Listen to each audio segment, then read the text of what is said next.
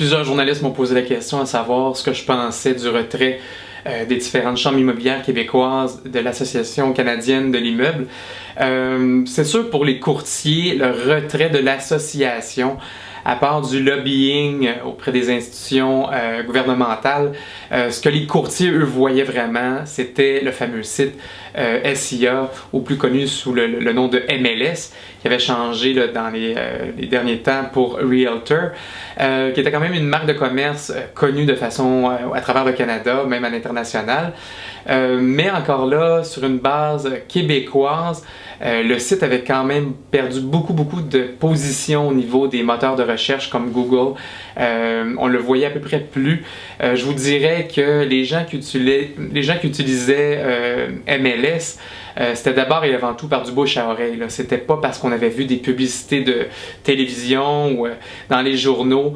C'était vraiment, les gens disaient « tu cherches une maison, tu cherches un condo, va voir sur mls.ca et tu vas voir toutes les propriétés des différents courtiers immobiliers et agences se retrouver sur ce site-là. » En ce moment, il y a un nouveau site qui s'appelle Centris, qui est développé sur une base provinciale uniquement pour le Québec et qui, lui, est en train de prendre une très belle position. La seule chose, c'est certain que cette position doit s'accentuer. De la façon que les moteurs de recherche fonctionnent, évidemment, le volume de trafic est très important dans ce calcul-là. Donc, évidemment, en ayant toutes les propriétés de toutes les agences, tous les courtiers, c'est certain que le site prend une très bonne position. La seule chose, le seul problème que je vois, il y a beaucoup de publicité actuellement à court terme. Il y a des campagnes qui sont faites pour mousser ce site-là. Tant que ça se maintient, ça va.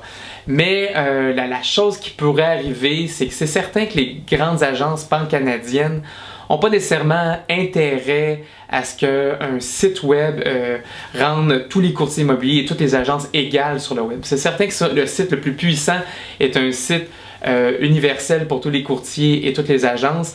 C'est au détriment des sites web des grosses agences qu'on connaît traditionnelles.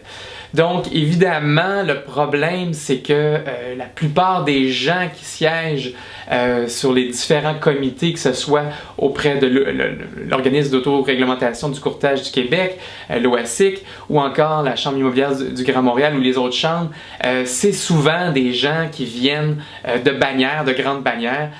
Donc évidemment, je ne mets pas en doute leur honnêteté parce que pour l'instant, ça semble fonctionner.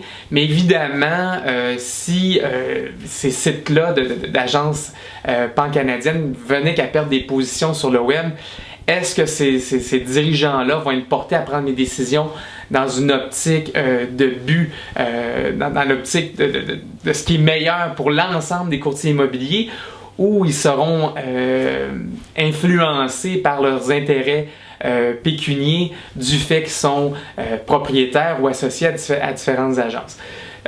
J'espère que les gens auront l'intégrité qu'il faut pour ne pas se laisser influencer. Encore là, le site fait déjà très bien, mais avec les budgets qui sont alloués et les budgets qui sont disponibles, je sais pertinemment qu'on peut faire beaucoup mieux et beaucoup plus, mais je vais laisser la chance aux coureurs de prouver qu'ils sont de bonne foi et on verra ce que l'avenir nous réserve.